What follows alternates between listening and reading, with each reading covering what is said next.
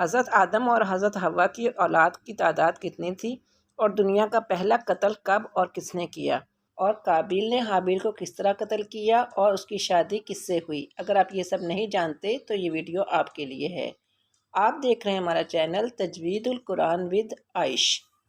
ہم حضرت ابراہیم علیہ السلام کا قصہ بیان کر رہے ہیں۔ اگر اس سے پہلے والی ویڈیو آپ نے نہیں دیکھی تو ڈسکرپشن میں اس کا لنک دیا جا رہا ہے، وہاں سے آپ وہ ویڈیو ضرور دیکھ لیں تاکہ آپ پورے قصے کو اچھی طرح سمجھ سکیں۔ اس زمانے میں وقتاً فوقتاً ان کے لیے انواع اقسام کے میووں کا انتظام کیا۔ ان میں چھلکے والے، بغیر چھلکے والے، گٹھلی والے اور بغیر گٹھلی والے ہر طرح کے میوے شامل تھے۔ اسباب معاشیت پورے ہو چکے تو اولاد پیدا کرنے کا سلسلہ پیدا ہوا۔ روئے زمین پر نسل انسانی کی افزائش کے لیے جو طریقہ اختیار کیا گیا تھا وہ یہ تھا کہ ایک لڑکا اور ایک لڑکی پیدا ہوتی تھی۔ ایک حمل سے پیدا ہونے والے لڑکے اور لڑکی کی شادی دوسرے حمل سے پیدا ہونے والے جوڑے کے ساتھ کر دی جاتی تھی۔ حضرت حوا کے اولین حمل سے ایک بیٹا اور بیٹی پیدا ہوئی، اور دوسرے حمل سے بھی ایک بیٹا اور بیٹی پیدا ہوئی۔ خدائی دستور کے مطابق حضرت آدم قابیل کی شادی حابیل کی بہن اور حابیل کی شادی قابیل کی بہن سے کرانا چاہتے تھے، مگر قابیل کو یہ سب منظور نہیں تھا، کیونکہ ان کے ساتھ پیدا ہونے والی لڑکی زیادہ خوبصورت تھی اور حابیل کے ساتھ پیدا ہونے والی لڑکی زیادہ خوبصورت نہیں تھی۔ وہ چاہتا تھا کہ اس کے ساتھ پیدا ہونے والی لڑکی سے اس کا نکاح۔ بہت سمجھانے کے بعد بھی جب حضرت آدم نے دیکھا کہ دونوں بیٹوں کو اکٹھا کیا اور کوہ مینا کی چوٹی پر پہنچ گئے، اور انہوں نے کہا، اے میرے بیٹو، یہ جو تم سامنے پہاڑی دیکھ رہے ہو یہ کل تمہارے اس فیصلے کا حل کرے گی۔ قابیل نے کہا، وہ کیسے؟ حضرت آدم نے فرمایا، کل تم دونوں اپنی اپنی قربانیاں اس چوٹی پر رکھو گے۔ خدا جس کی قربانی کو قبول کرے گا وہ اٹھا لے گا، اور جس کی قربانی قبول ہوگی اسی کی شادی اس لڑکی سے ہوگی۔ کیا تم کو یہ فیصلہ منظور ہے؟ حابیل نے اس اقرار میں سر ہلایا۔ قابیل خاموش ہو گیا۔ حضرت آدم نے کہا، بیٹے، تمہیں یہ فیصلہ منظور ہے؟ اگر منظور ہے تو اقرار کرو۔ آخر قابیل نے بھی اقرار کر لیا۔ اگلے روز دونوں ہی اپنی اپنی قربانیاں لے کر حضرت آدم کے روبرو حاضر ہوئے۔ حضرت آدم نے دونوں بیٹوں کو لیا اور کوہ مینا کی طرف چل دیے۔ کوہ مینا پر پہنچ کر حضرت آدم علیہ السلام نے اپنے دست مبارک سے دونوں کی قربانیاں چوٹی کے اوپر رکھ دی اور اللہ تعالیٰ سے دعا کی کہ اے اللہ تعالیٰ، جس کی قربانی تجھے قبول کر لے۔ آدم علیہ السلام کی دعا قبول ہوئی اور پہاڑی کے غار سے سرخ رنگ کی ایک آگ برآمد ہوئی اور مینا کو چھو کر گزر گئی۔ چوٹی پر پہنچے تو حابیل کی قربانی اپنی جگہ موجود نہیں تھی۔ حضرت آدم نے فرمایا، حابیل کی قربانی قبول ہوئی اور وہی لڑکی اسی کی خدمت کرے گی۔ لیکن قابیل کو یہ بات بالکل بھی منظور نہیں تھی اور وہ غصے سے آگ بگولا ہو گیا۔ اس نے کہا، میں کسی قربانی کو نہیں مانتا۔ آخرکار وہ اسی طرح سے جل بھن کر رہ گیا۔ کچھ عرصے کے بعد حضرت آدم علیہ السلام حج کے لیے مکہ روانہ ہو گئے۔ یہ خبر قابیل کے لیے انتہائی خوشی کا باعث بنی۔ وہ دل ہی دل میں تمنا کرنے لگا کہ حضرت آدم جلد سے جلد روانہ ہو جائیں۔ آخر وہ دن بھی آ گیا جب حضرت آدم اپنے بال بچوں کو الوداع کہہ کر مکہ کی طرف روانہ ہو گئے۔ قابیل کے پاس اب میدان صاف تھا۔ ایک روز حابیل نے اس کے سامنے آیا تو اسے بہت سخت برا بھلا کہا، یہاں تک کہ اسے قتل کی دھمکی دی۔ حابیل بہت نیک انسان تھا، اس نے تحمل سے کہا، خدا پرہیزگاروں کا عمل قبول کرتا ہے، اس لیے میری قربانی قبول ہوئی۔ تو میری قربانی پر حاسد کیوں ہے؟ اور کہنے لگا، اگر تو مجھے ہلاک کر دے گا تو میں ہاتھ نہیں اٹھاؤں گا، کیونکہ میں اپنے رب سے ڈرتا ہوں۔ باقی تیری مرضی، جو تو کرے۔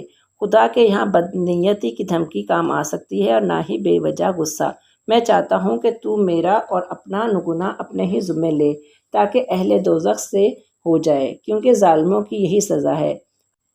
حابیل کی یہ بات سن کر قابیل کو اور بھی غصہ آیا اور وہ رات کی تاریکی میں نکلا اور اپنے بھائی کی طرف چل دیا، اور اس نے حابیل کو بکری خانے میں بے خبر سوتا پایا۔ کوشش کے باوجود اسے اس کی جان لینے کا کوئی طریقہ سمجھ نہ آیا۔ آخر شیطان ایک انسان کے بھیس میں سانپ کو پکڑے اس کے روبرو آیا۔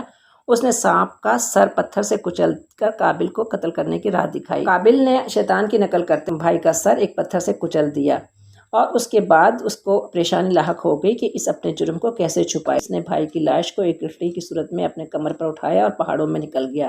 کئی دن تک وہ اس گٹھلی کے ساتھ مارا مارا پھرتا۔ گرمی کے باعث لاش پھول گئی اور قابیل کا دماغ بدبو سے پھٹنے لگا۔ آخر وہ نڈھال ہو کر ایک جگہ بیٹھ گیا۔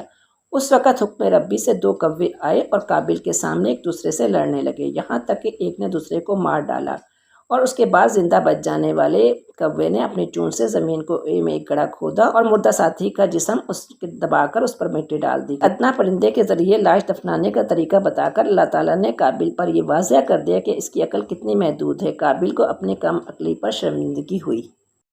تاہم وہ لاش دفنانے کے بعد واپس گھر آ گیا۔ حابیل کی گمشدگی کی وجہ سے سب پریشان تھے، خاص طور پر اس کی منکوحہ۔ اسے تلاش کرتے کرتے تھک چکی تھی۔ قابل جانتا تھا کہ اب اس کا یہاں رہنا ٹھیک نہیں ہے۔ اس نے اپنی بہنوں میں ایک کو ساتھ لیا اور راتوں رات یمن کی طرف روانہ ہو گیا۔ حوا کے تمام لڑکے اور لڑکیاں ایک دوسرے کے بہن بھائی تھے، مگر نسل انسانی کی افزائش کے لیے ضروری تھا کہ ان کی شادیاں کی جاتیں، لہٰذا اس مخصوص دور میں بھائی بہن کی شادی حکم ربی کے مطابق کی گئی۔ یہ روایت ہے کہ قابل نے حابیل کو قتل کیا اور اس قتل کے سبب ہر طرف تاریکی پھیل گئی۔ فضاؤں میں ایک عجیب طرح کی اداسی نے ڈیرے ڈال لیے۔ حضرت آدم علیہ السلام جب مکے سے واپس آئے تو قابل اور حابیل کو غائب اور لواحقین کو سخت پریشان پایا۔ انہیں معلوم ہوا کہ ان کی مکہ کی روانگی کے چند روز بعد ہی حابیل اور قابل دونوں غائب ہیں۔ پھر کچھ دنوں کے بعد قابل اکیلا واپس آیا، لیکن راتوں رات اپنی بہن کو لے کر واپس چلا گیا۔ اس وقت سے حابیل اور قابل کا کچھ پتہ نہیں۔ ان اطلاعات سے حضرت آدم کو سخت پریشان ہوئے۔ وہ روز حابیل کو تلاش کرنے کے لیے پہاڑوں میں نکل جاتے، لیکن شام کو ناکام لوٹتے اور اپنی معصوم اور بیوہ بیٹی کی حالت کو دیکھ کر وہ اور بھی پریشان ہو جاتے۔ آخر ایک روز صبح کے وقت حضرت آدم نے خواب دیکھا کہ حابیل کہہ رہا ہے، اے پدر پکار رہا ہے۔ حضرت آدم نیند سے بیدار ہوئے اور زار و قدار رونے لگے۔ اس وقت جبرائیل آسمان سے اترے۔ انہوں نے آدم کو حابیل پر گزرنے والے حادثے سے باخبر کیا۔ آدم کا کلیجہ غم سے شک ہو گیا اور وہ بہت دیر تک روتے رہے، پھر فرمانے لگے، قابل، ہم تجھ سے بیزار ہوئے۔ حضرت جبرائیل علیہ السلام نے کہا، اے آدم، گریہ زاری مت کریں، خدا تعالیٰ بھی اس سے بہت بیزار ہیں۔ تب حضرت جبرائیل اور آدم اور حوا نے اپنے مقتول بیٹے کی قبر پر گئے اور حضرت آدم نے کہا، اے قابل، حابیل کو مارتا تو خون اس کے یہاں گرتا۔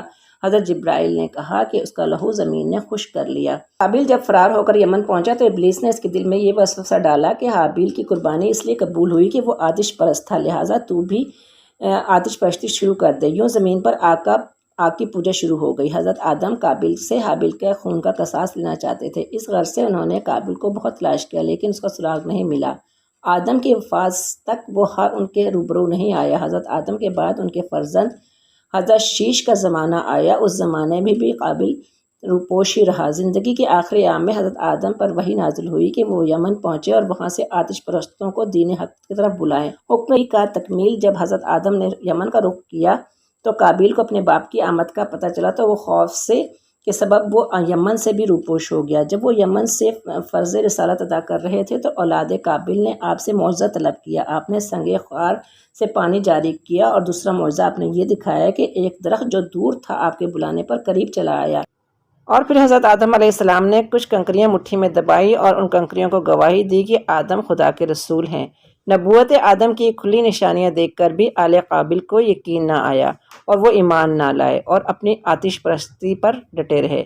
اپنا فرض پورا کرنے کے بعد حضرت آدم وہاں سے روانہ ہو گئے۔ ان کے جانے کے بعد قابل یمن واپس لوٹ آیا۔ قابل کے انجام کے متعلق روایات ہیں کہ آخری عمر میں اس کا رنگ تاریک رات کی طرح سیاہ ہو گیا۔ بھائی کے خون اور آتش پرستی جیسے گناہوں پھٹکار نے اس کے چہرے پر مستقل ڈیرے ڈال دیے تھے۔ اس کی صورت ایسی ہو گئی تھی کہ لوگ اس کو دیکھ کر خوف کھاتے تھے اور پتھر مارتے تھے۔